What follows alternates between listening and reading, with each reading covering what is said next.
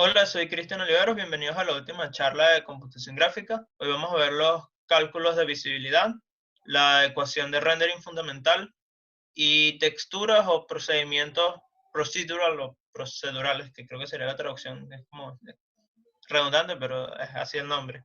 Entonces, vamos a ver los cálculos de visibilidad, vamos a ver cómo se resuelve esto en rasterization con el depth buffering, cómo se hace los cálculos de visibilidad, bueno, un overview de cómo se hace con ray tracing, la ecuación de rendering, que es la que básicamente explica cómo funciona o debería funcionar la luz, y unas técnicas procedurales. Entonces, en el gráfico, el hardware gráfico, no, pero o sea, nuestra simplificación de su pipeline es esta, donde entran los vértices por el vertex shader, se mueven, los rasterizamos y vemos cuál es el triángulo visible y después los coloreamos. Entonces, tenemos nuestro código en OpenGL, por ejemplo, que maneja la carga de todo esto al sistema, al hardware, al GPU. Después tenemos nuestro vertex shader en GSL que mueve todo. Después rasterizamos buscando cuál es el triángulo visible para cada píxel y después coloreamos. Ahora aquí en el rasterizer es donde se hacen los cálculos de visibilidad sobre cuál triángulo está viéndose para cada píxel. Entonces, básicamente eso, o sea, convierte nuestros triángulos con nuestra representación de triángulos, que en teoría es continua, a nuestra pantalla o bueno, nuestra textura final, que es con precisión limitada. Entonces, ¿qué queremos? Necesitamos saber qué píxeles están siendo cubiertos por un triángulo. Entonces, con lo que hemos visto, ya sabemos que podemos proyectar los triángulos a una imagen 2D, a la pantalla, por así decirlo. Tenemos que hacer esto que se llama edge. Ok, el proceso de rasterización agarra y toma nuestra representación de triángulos, que es continua, que vemos aquí a la izquierda, y la convierte en los píxeles finales, porque tenemos precisión finita que podemos guardar. Y bueno, después es colorearlo con el pixel shader. Entonces, ¿cómo es este proceso? Bueno, lo que queremos determinar es cuáles píxeles son cubiertos por qué triángulo. Entonces, nosotros ya hemos visto que podemos proyectar los triángulos a la pantalla, al screen space. Ya lo hemos visto con las proyecciones que hemos visto ahorita. Después tenemos que hacer algo que se llama edge equations, que vamos a ver en unos instantes. Y después probamos para cada píxel, en teoría en toda la pantalla. Esto en verdad no se prueba toda la pantalla, sino se usan técnicas para minimizar la cantidad de píxeles probados para esto, pero probamos qué píxeles están dentro del triángulo. Entonces, ¿cómo funcionan estas ecuaciones? Entonces, estas son las ecuaciones ahorita. Esta es una forma simplificada. O sea, las ecuaciones de borde vienen de unos papers de los 80, si mal no recuerdo. Aquí está bastante procesada para hacer estos cálculos súper rápidos. Y básicamente lo que nos determinan es como una especie de normal al triángulo, donde si le hacemos el producto de puntos, recordemos que el coseno es positivo si es menor a 90 grados y es negativo si es mayor a 90 grados, el ángulo entre la normal, o bueno, entre dos vectores. Entonces, lo que queremos es, en este sistema, que creo que este es el de la mano izquierda, si mal no recuerdo, lo que nos permite determinar esto es si un punto está a la izquierda o a la derecha de la línea. Entonces, lo que queremos saber es si tenemos tres de estas ecuaciones, queremos que en las tres esto sea en este caso negativo. En un sistema de mano derecha estos serían en verdad positivos y estos negativos, pero son equivalentes los sistemas. Entonces, lo que queremos determinar es eso. Si el píxel con las tres ecuaciones de borde está dentro del triángulo o está fuera. Además, tenemos unas propiedades, aquí hay un ejemplo que se pone como el producto de puntos, podemos ver si es positivo o negativo, y bueno, tenemos ahí. Las evaluamos con el centro de los píxeles. Esto es importante, porque recordemos que los píxeles tienen, o sea, cuando lo vemos en el espacio continuo, nuestros píxeles en teoría tienen como espacio vacío, que no tenemos precisión para hacerlo. Entonces, un problema interesante es dónde poner exactamente esta medición. Estas normalmente se evalúan en el centro del píxel, pero antes han habido otros intentos de moverlo o de usar varios puntos. Esto se ve más en anti-aliasing, pero es interesante que a juro no tiene que estar en el centro, normalmente se pone en el centro. Entonces, ahorita tenemos cómo resolvemos qué pasa si tenemos muchos triángulos en el mismo píxel. Nosotros queremos mantener el triángulo que es más cercano en cada píxel. Y podemos usar una solución sencilla que es básicamente agarremos todos los triángulos y organicémoslo por profundidad. Entonces, esto se llama el algoritmo del pintor. Es básicamente agarrar todos tus triángulos y organizarlos por profundidad. Pero ¿qué problema tiene? Los triángulos pueden estar así, pueden estar montados un poquito uno sobre el otro en estas figuras. Esto es una posición válida en 3D. No podría organizar estos tres triángulos porque aquí no hay una definición exacta de profundidad. Dividir estos triángulos para que cada parte tenga una profundidad distinta y con eso ponerse, pero entonces cada vez estamos complicando más.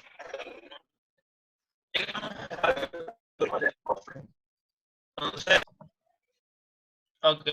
Bueno, esto nos lleva al algoritmo de depth buffering, donde para cada píxel lo que guardamos es la profundidad del píxel más cercano que hemos visto. Esto lo inicializamos con infinito, que sería el valor de punto flotante máximo posible. Y lo que vamos haciendo es, para cada triángulo que se intersecte con el píxel, revisamos. Este nuevo valor es menor que el anterior, entonces este es el triángulo que está más de frente. Ahora actualizamos el buffer y llamamos al pixel shader. Es importante que por cada triángulo nuevo, como tenemos que ser más cercano a la cámara, se llama pixel shader para colocarlo, porque en verdad no sabe si este va a ser el final o si hay más a colocarlo. Entonces, está cubierto, no nos interesa ese triángulo. Y bueno, en OpenGL esto se hace con el GL Enable Depth Test. Básicamente así es como en la actualidad se hace el depth buffering. Esta técnica tiene otras cositas, es más profunda, pero esta es como la visión general de cómo funciona este algoritmo. Entonces, cuando tenemos muchas primitivas, en verdad no importa, como vemos, siempre se van a, si la cubre y ya no nos interesa el orden en el que están llegando, porque en el algoritmo del pintor tienes que a juro organizarlas. Esto cuesta tiempo y no a juro te da el resultado correcto como vimos con el caso complicado. Entonces, con este algoritmo puedes tener tus primitivas en orden aleatorio como normalmente van a venir. La gente no organiza sus triángulos o es muy complicado organizar los triángulos por profundidad, porque tendrías que hacerlo por cada frame. Entonces, esta es como la mejor forma que se adapta a lo que vamos viendo. Vamos a ver. Ajá. Entonces, ¿qué nos da? Nos da la visibilidad correcta, sin importar en el orden en que estamos renderizando los triángulos, que no los conocemos y no los podemos manejar bien. Normalmente esto se hace por el hardware gráfico. Esto es bastante importante porque el hardware gráfico hace esto súper rápido, está especializado, tiene silicona, este algoritmo puesto, no tienen que hacerlo a mano.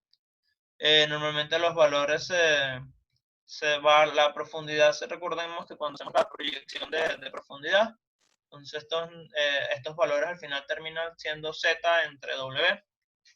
Entonces, porque ya los tenemos normalizados, guardamos en la profundidad normalizada.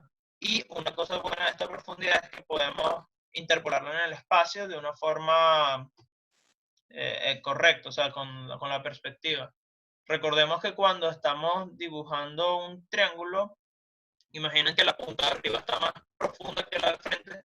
Nosotros nos gustaría poder, aunque la parte de arriba esté más profunda que el frente, poder interpolar entre esos puntos. Entonces, esta forma con perspectiva correcta, perspective correct, nos deja interpolar en el espacio de cámara, en el espacio sí, de pantalla, de forma correcta usando una interpolación lineal que es relativamente barata. No tienes que agarrar y reconstruir el triángulo para interpolar los puntos entre el triángulo con profundidad de verdad. Entonces, aquí hay un ejemplo. Esto es que si un juego que está, entonces tenemos nuestra nave flotando, así es como se ve en la profundidad. Nótese que los puntos más cercanos son cercanos al cero. Recordemos que esto va desde 0 a 1 por nuestro volumen, eh, volumen de clic, que todo está entre -1 y 1. Y como la cámara está en 0 viendo -z, podemos podemos decir que los más cercanos, o sea, quitando el signo, los más cercanos a la cámara son 0, los más lejanos son 1, y el 1 cuando lo dibujas es blanco. Aquí hay otra imagen de prueba, de máster. Entonces, del pipeline podemos hacer el siguiente resumen. Tenemos que hacer el setup en aplicación, donde ponemos nuestra geometría, construimos los shaders, ponemos las transformaciones, las matrices de cada transformación. Después, para cada triángulo, aplicamos nuestras transformaciones en el Vertex Shader, que sería el MVP, Model View Projection. Lo proyectamos a la pantalla, lo dividimos por W para tener la perspectiva, o sea, mantener la perspectiva. Rasterizamos, evaluamos todas las ecuaciones de orden en el centro de los píxeles, buscando cuál es el triángulo más cercano para cada píxel. Y para cada píxel cubierto, hacemos el test si es el objeto más cercano, si es visible, corremos el pixel shader y guardamos el color en el buffer de colores. Recordando que esto se va a correr múltiples veces porque cada vez que se encuentre un triángulo más cercano, ese va a ser el que se dibuja. Entonces, básicamente esto es como nuestro resumen. Ahora, una pequeña introducción del Ray Tracing. Cuando se resuelve el problema de visibilidad con rasterización, lo que hacemos es para cada triángulo encontramos qué píxeles están cubiertos y usamos el depth buffer para encontrar cuál es el triángulo más cercano. En Ray Tracing, lo que hacemos es para cada píxel buscamos cuáles son los triángulos que está viendo. Esto es al revés de cómo se piensa. Entonces se disparan rayos de la cámara a través de cada píxel. Nosotros podemos agarrar la posición de un píxel y llevarla al mundo 3D y la disparamos un rayo y encontramos el primer triángulo que se intersecta con ese rayo y decimos que es el más cercano. Entonces, como veremos, esto está, la forma de hacerlo está al revés en el otro. Entonces, tenemos un punto, el punto de la cámara, disparamos nuestro rayo, encontramos la intersección más cercana, que es el que va a tener o sea, como son rayos, que son el punto inicial más un vector director con un parámetro t, un escalar t, encontramos el que tenga el escalar más chiquito y decimos que ese es el triángulo más cercano. Entonces, ¿qué podemos hacer interesante aquí? Con el Ray Tracing puedes hacer luz que viene indirecta, luz indirecta. Recordemos que en el mundo real, cuando tienes objetos brillantes y les apuntas una luz, la luz refleja y pinta otros objetos cercanos. Y esto puede ocurrir varias veces, pueden haber múltiples rebotes. Entonces, esto con el Ray Tracing lo podemos simular bien, con las rasterizaciones no es posible hacerlo, es muy complicado. Entonces, tenemos nuestros rayos, podemos disparar desde los choques a otros objetos, podemos probar que pueda ir a la luz, podemos hacer reflexiones, porque eso es luz indirecta, podemos hacer refracciones de otros objetos, entonces nos da una forma de acceder a la luz global, a la luz como va a funcionar en el mundo real. Entonces, esto no es nuevo, estas técnicas son muy viejas. Lo único es que son muy pesadas en cómputo por la cantidad de rayos. O sea, en teoría tú no tienes un límite superior de rayos que puedes hacer. Tú puedes darle infinito. Tienes el problema de cuántos rayos haces, cuántos decides, hacia dónde lo andas, qué dirección. Entonces, son como otros problemas que hay que resolver para hacerlo, pero te dan reflexiones de manera instantánea, te dan refracciones sin tener que pensar mucho, ya no tienes que hacer un shader que haga refracciones, sino vienen por cómo funciona la luz como tal. Tenemos aquí que hay un reflejo a la parte de arriba. Tenemos sombras de forma también instantánea, ya no necesitas hacer algoritmos de sombra, ya no necesitas de shadow mapping ni nada de eso, viene automáticamente por la técnica. Y bueno, lo único es el precio. Esta técnica normalmente se usa en el cine. Tenemos todo, por ejemplo, aquí hay un ejemplo, la luz va, rebota. Esta esfera blanca tiene rebote de la esfera verde, esta tiene las de frente, las de frente tienen las de atrás, entonces tienen todo esto, lo tienes de manera gratis, en teoría. Entonces aquí hay unos demos que pueden ver. Y ahorita vamos a la ecuación de rendering, que va más allá del modelo de Phong, que es el que hemos visto, que el modelo de Phong se llama el de luz local. Vamos a ver cómo debería funcionar la luz en verdad. Entonces, esta es una imagen con Ray Tracing. Es importante notar que el Ray Tracing, como las técnicas que usan normalmente son probabilísticas para resolver el problema de que son infinitos rayos, necesitas hacer infinito sampling en teoría. quedan como con ruido, que es lo que se ve aquí, que las paredes deberían ser blancas, pero se ven como grisáceas, ruidosas, así. Los algoritmos de Ray Tracing normalmente utilizan algoritmos de denoising, que creo que se traduciría como desruido, quitar ruido básicamente. Esto es el ruido que se forma. Entonces, ¿en qué se basa la ecuación de rendering? Es que queremos conservar energía. Toda la energía que llega a un punto tiene que ser igual a la que sale. No podemos decir que se crea energía como tal. Entonces, tiene que estar balanceado lo que entre con lo que sale. Lo que sale sería, en teoría, la cámara. Entonces, además de eso, tenemos como que si el objeto emite luz por sí misma, como por ejemplo una luz, entonces hay que incluirlo en las ecuaciones de energía. Entonces, ¿qué nos da esto? La luz puede venir rebotada de otros objetos. Como vemos aquí, este punto le rebota a este objeto le rebota a este punto luz y afecta su cálculo de energía. Entonces, ¿cómo es la ecuación de rendering en general? Bueno, esta es así, es una integral recursiva. Entonces tenemos la intensidad de la luz del punto PS en una superficie hacia PC, que en PC sería nuestra cámara, en este caso. Tenemos V, que es la visibilidad de PS a PC. O sea, si PS lo puedes ver desde el punto PC, esto es básicamente 0 o 1, lo ves o no lo ves. El factor de luz autoemitida, básicamente los bombillos, aunque en teoría hay otras cosas. Por ejemplo, las luciérnagas emitían luz en su piel, en la parte de atrás. Entonces sería luz autoemitida, que no es exactamente un bombillo. También las barras estas, los sticks. Tenemos el VR10, que es una función que básicamente nos da cómo se refleja la luz en la superficie, cómo se refleja la luz en la superficie PS. Esta luz viene de P y va hacia PC. Básicamente describe el material, la forma en que la luz refleja ahí. Y bueno, esta vez tenemos aquí otra vez el I, porque esto es recursivo, o sea, tenemos que saber cuánta energía va de P a PS. O bueno, cuánta energía va de P a PS para hacer la prueba del material. Y bueno, esto es una integral sobre todos los posibles puntos de la escena. Aquí ya estamos viendo que esto es como un poquito complicado porque hay infinitos, esto es infinito, es recursivamente infinito. Esta integral no tiene una solución exacta, es una solución aproximada. Entonces, ¿qué podemos hacer? Podemos hacer un fold, podemos abrir la integral un poquito, por lo menos un paso, y bueno, en teoría si la queremos resolver, la podríamos abrir infinitas veces. Entonces, el modelo local de reflexión es el que normalmente, el que hemos visto, el de Fong. Decimos, no existen los choques secundarios de luz, los puntos solo los reciben directamente de la luz. De las luces no vienen por rebote. No, básicamente no hay reflexiones de otras cosas.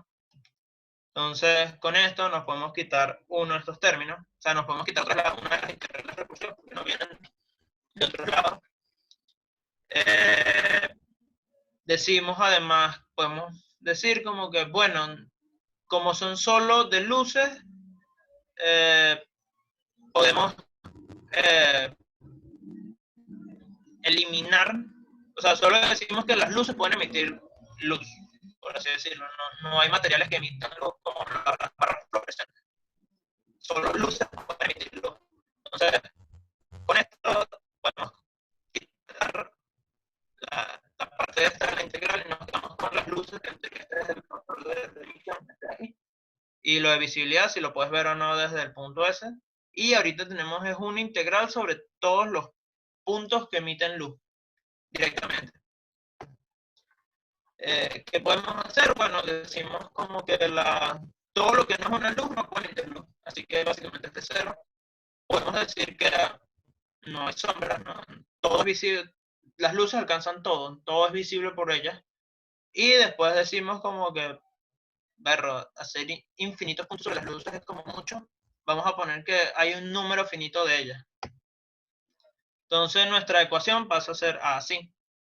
Esto es básicamente la intensidad de la luz visible, entonces podemos decir que solo es un término, ya no necesitamos que sea una multiplicación porque decimos que siempre se ven. Y básicamente tenemos una sumatoria por todas las luces con los efectos de esa luz sobre un punto reflejado hacia una cámara y la intensidad de esa luz hacia ese punto. Y podemos verlo así, esta es la intensidad de la luz y estas son las propiedades del material que está recibiendo la luz. Entonces, este es el nombre de BRDF, es Bidirectional Reflection Distribution Function. Esto es todo lo que habíamos visto de la parte de refracción de los materiales, la parte difusa, la parte especular, todas esas cosas de cómo interactúa la luz, pero aquí la estamos simplificando. Entonces, vamos a decir que esto lo simplificamos al vector B y al vector L, que es el vector hacia a la cámara y el vector hacia la luz. Decimos como que, bueno, vamos a simplificar todos los rayos en teoría que se están reflejando o que están viniendo en uno solo. Y básicamente con esto llegamos al modelo de Font, que estamos aquí abajo. O sea, pasamos de la ecuación general, que es como debería en teoría funcionar el mundo. Aquí tenemos nuestro Font con lo que conocemos, el ambiente, el diffuse specular, que esta sería nuestra BRDF. Y bueno, podemos mover la cámara. El BRDF en teoría tiene un valor único para cada combinación de cada vector L y B, entonces en teoría podrías precomputarlo, pero es muy complicado.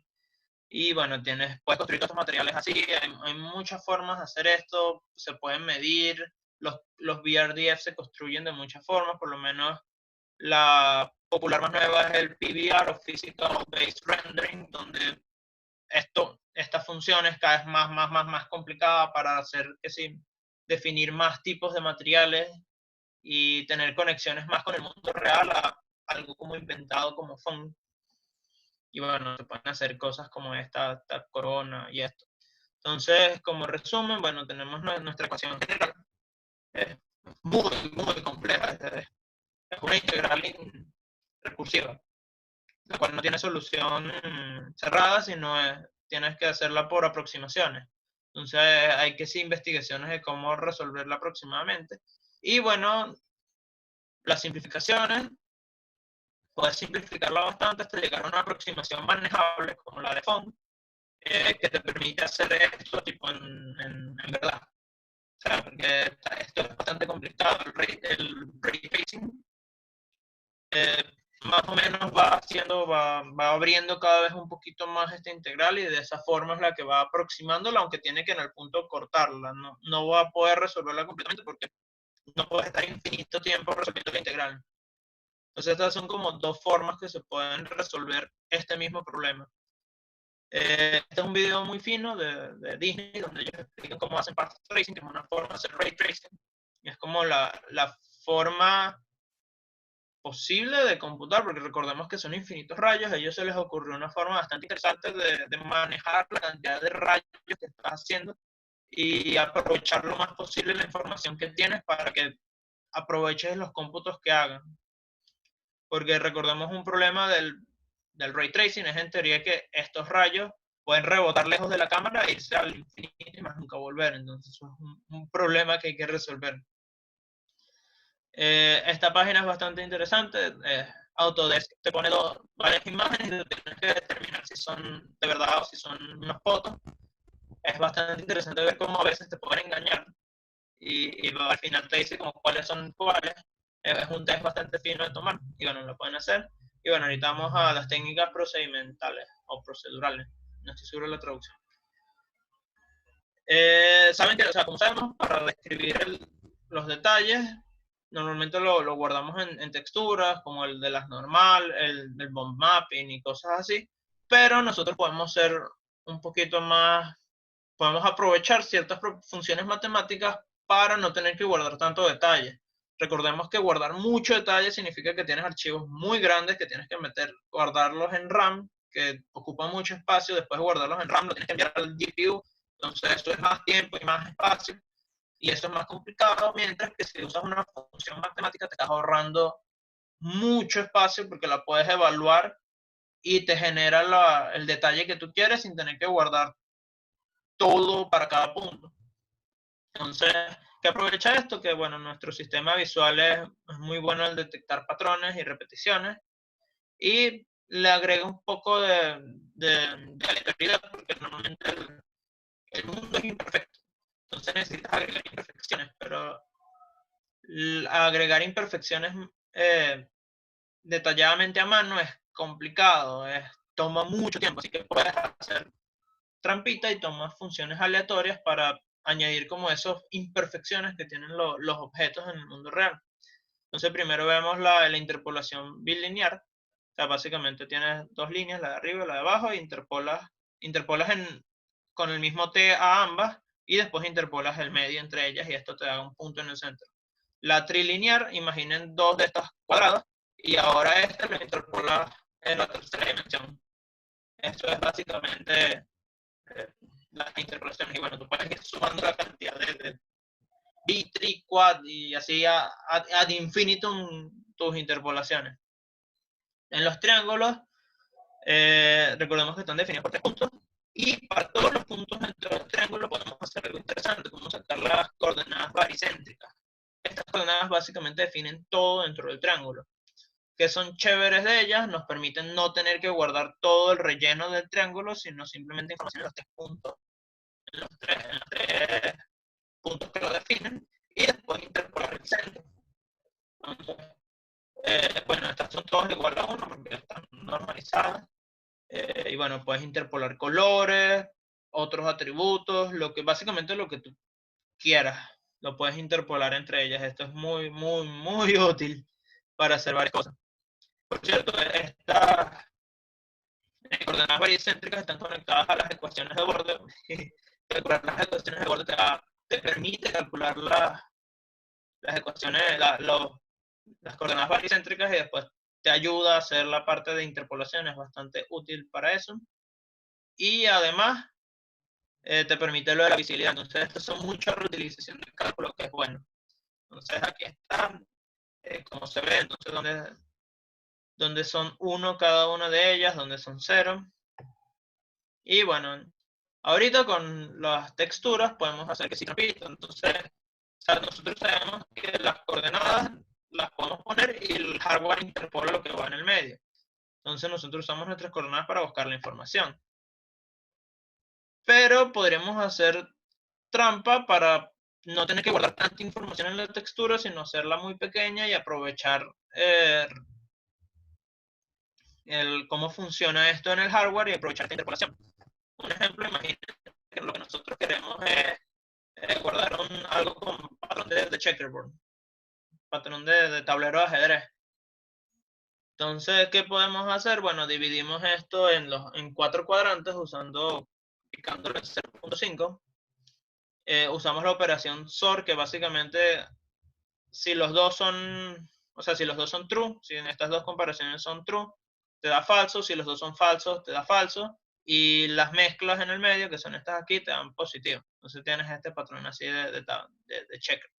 Y lo podemos generar para frecuencias más altas. Entonces ya podemos guardar esto mucho, mucho más grande sin tener que en verdad guardar una textura gigantesca, sino lo generamos todo en vivo.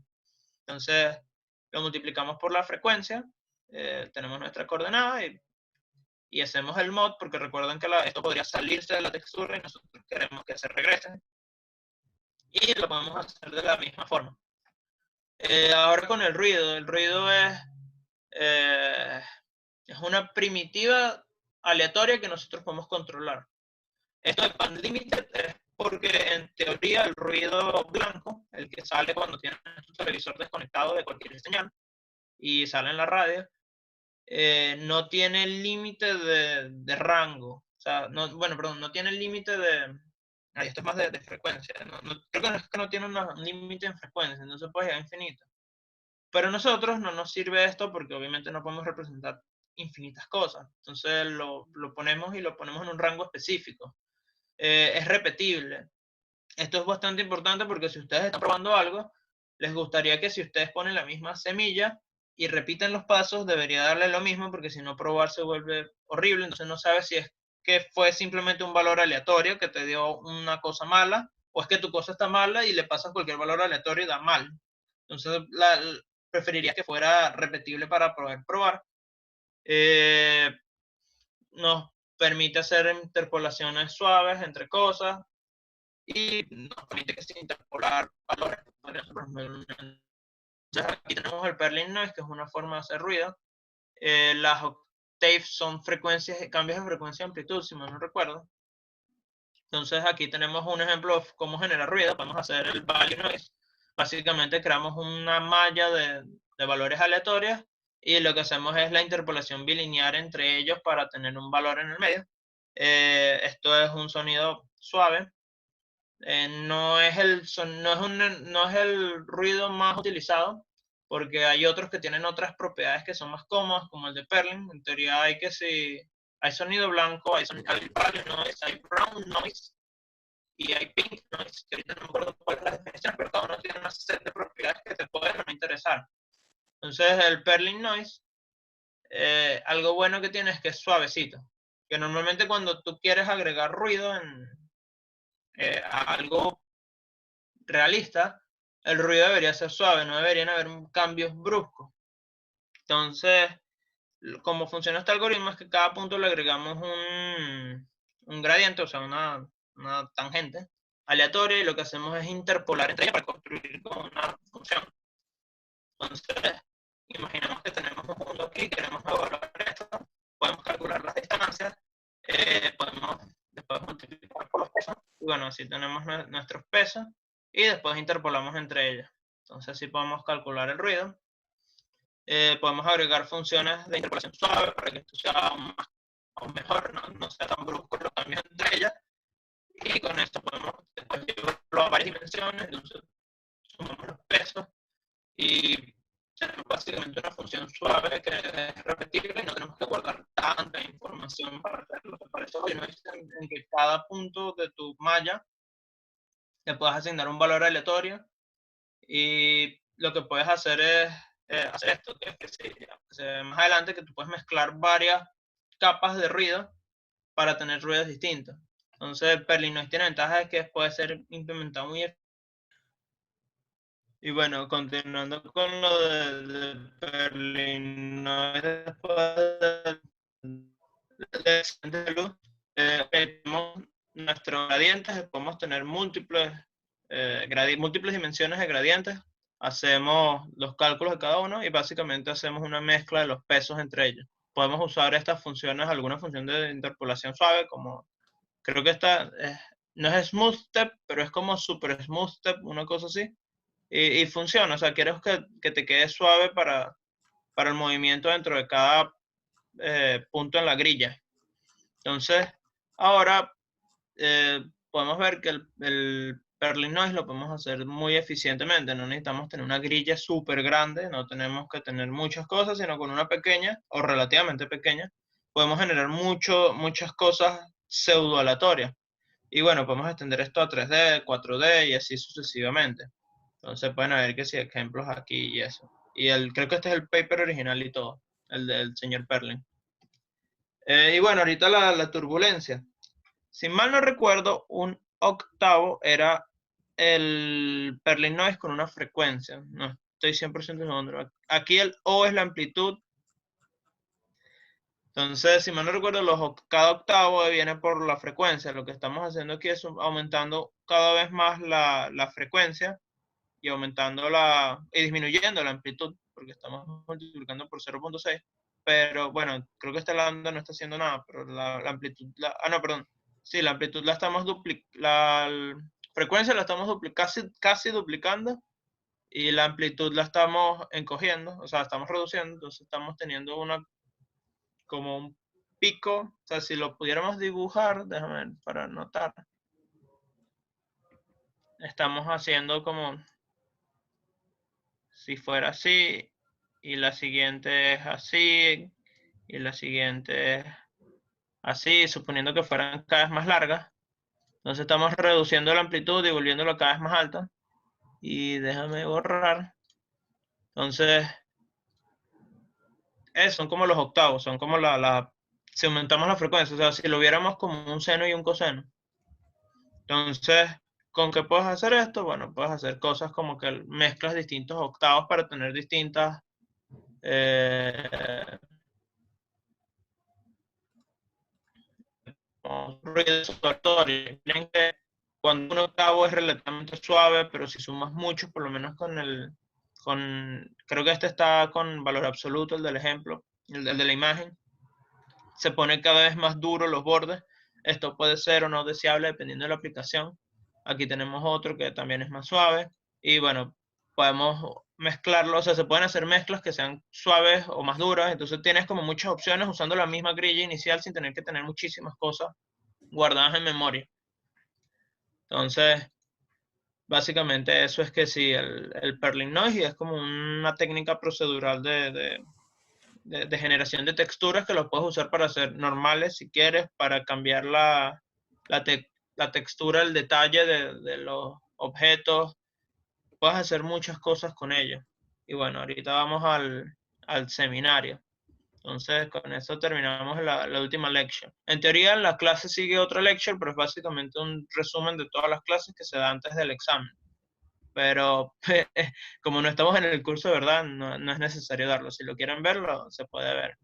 Entonces, ya, déjame buscarlo. Porque abrí el assignment por accidente. Entonces, bueno, la última tarea, o lo último que se quiere implementar es básicamente un juego. Si esto me deja llegar hasta el tope.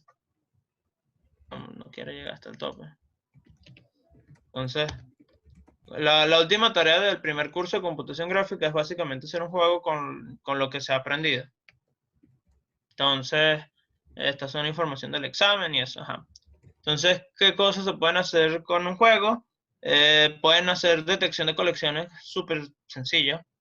Pueden hacer algo de física chiquita. O sea, esto es porque recuerden que no está nada en un engine. Todo esto sería manejado probablemente por un engine, un sistema de físicas complejo, pero es más para que practiquen y hagan que si cosas interesantes no solo gráficas, sino mezclen la parte gráfica con otra cosa.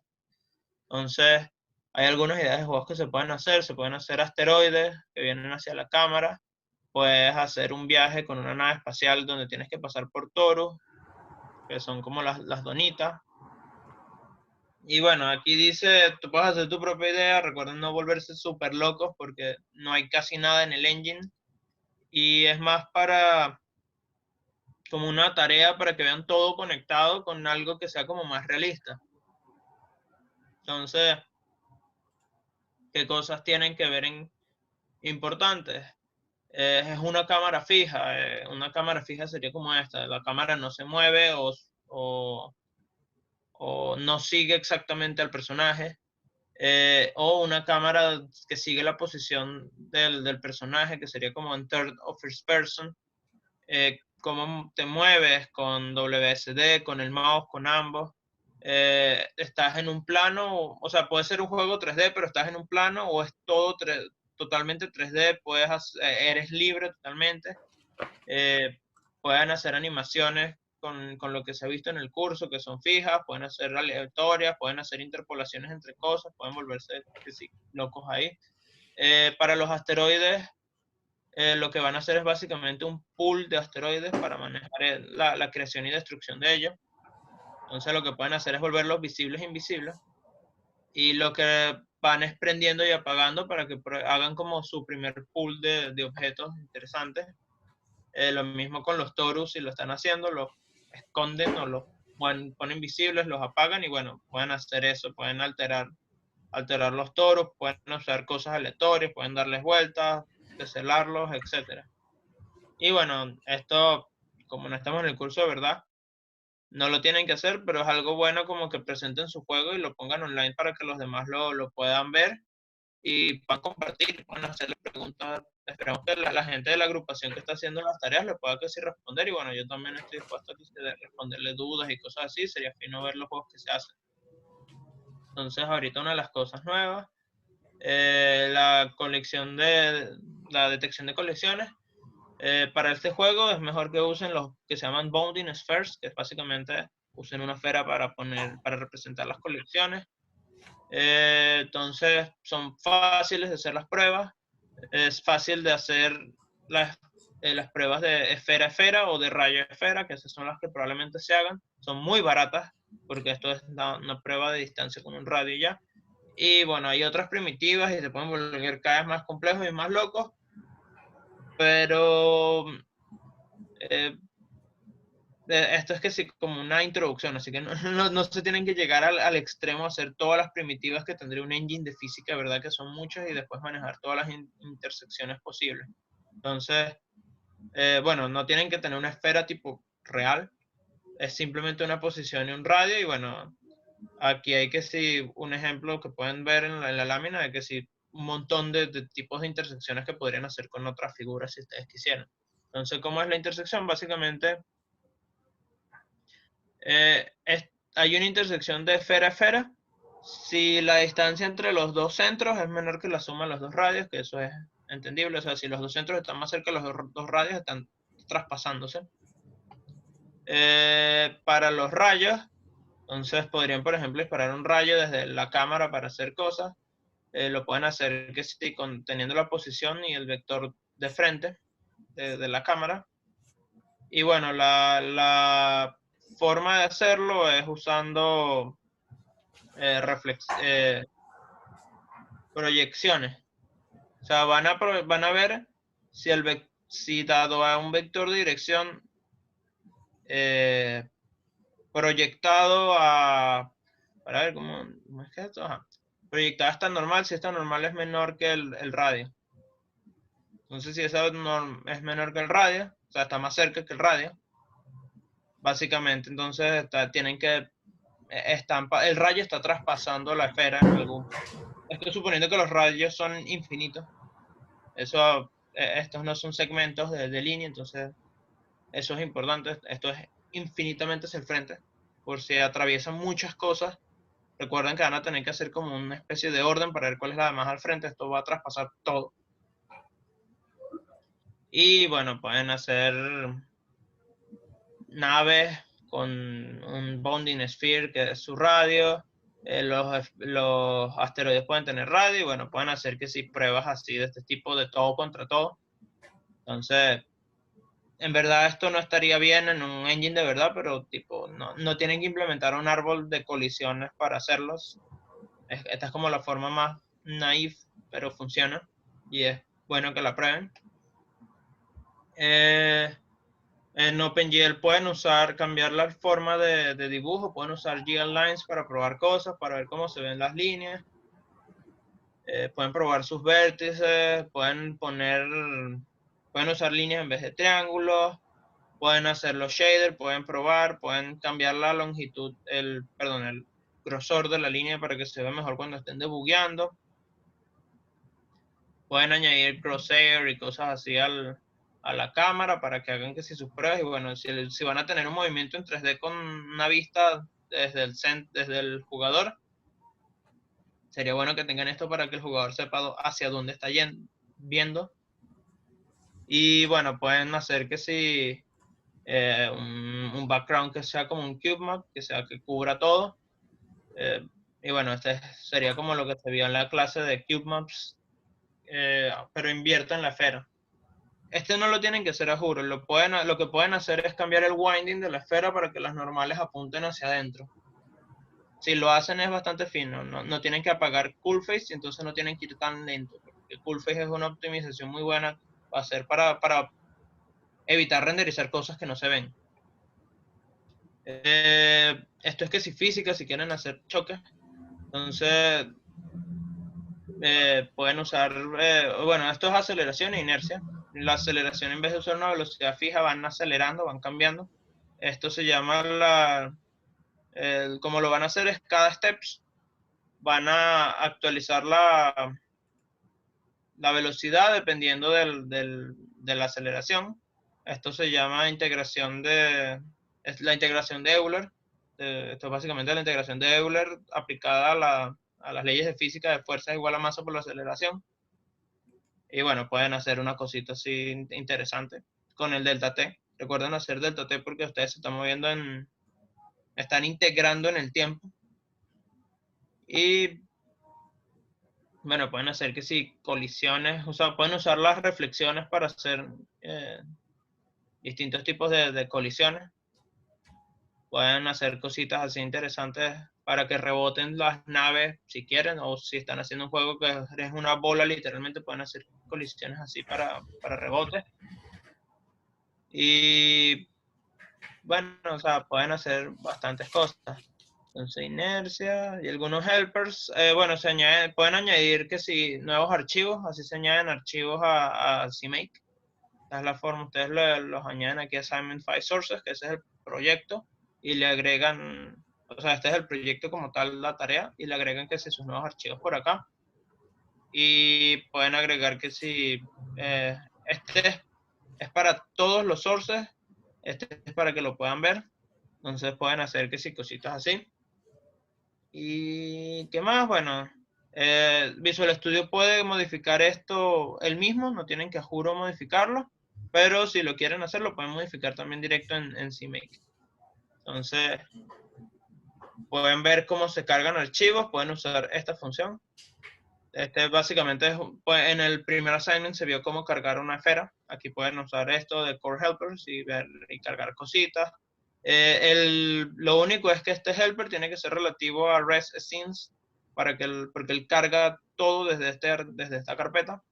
Y bueno, te devuelve que sea un mesh data, que lo pueden usar para renderizar el objeto. Y bueno, copien su archivo, pueden copiar el REST folder, el shader folder, el ejecutable que construyen y el DLL de Asim. Y pueden compartir todo esto y pueden compartirle esto a los demás para que puedan jugar su juego sin tener que compilarlo en cada computadora. Se pueden compartirlo así, por ejemplo, y lo envían a los demás. Entonces, que si estos son algunos ejemplos de algunos juegos, la gente tiende a hacer o viajes en avión o Torus o cosas así en tercera persona.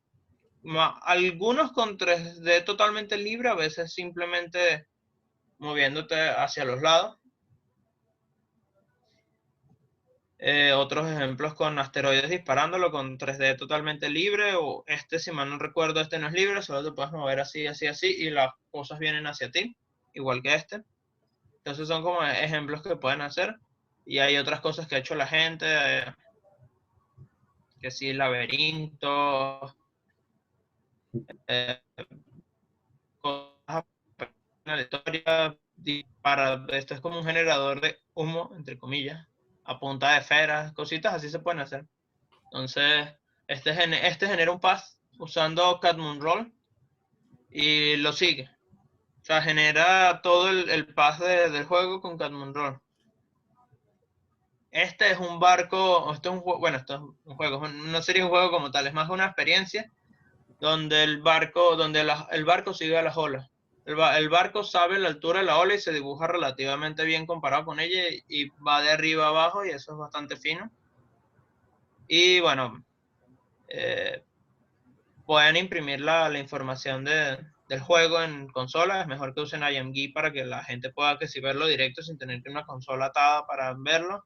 Pueden usar RAND para números aleatorios. Esto no es perfecto, pero para esta cosa funciona por ahora, para algo tan chiquito. Y bueno, manténganlo simple porque para que puedan ir construyendo cada vez cosas más y más complejas basadas en esto. Y bueno, esto es más para la gente que de verdad está tomando el curso esto en Lund. Pero esto debería más o menos tomarle el mismo trabajo que han tomado que si para los otros tareas del curso. Y bueno, básicamente usen todo lo que han construido desde antes, que eso es una cosa fina este framework, es que usas lo que hiciste antes en cosas nuevas. Entonces reusen lo que más que puedan de lo anterior y construyan algo sobre todo lo que han hecho hasta ahorita. Y bueno, entonces que se diviertan. Hagan algo por lo menos como estos dos, si no quieren hacer algo muy complejo como Asteroid o Torus Ride. Y diviértanse, o sea, es divertido que es tu propio que si juegan en más sin nada. Y bueno, con esto terminamos el primer curso de computación gráfica. Espero verlos que sí el trimestre que viene para el siguiente curso. Y hagan las tareas porque es muy importante hacer que sí, practicar todo lo que se ve aquí. Nos vemos. Bye.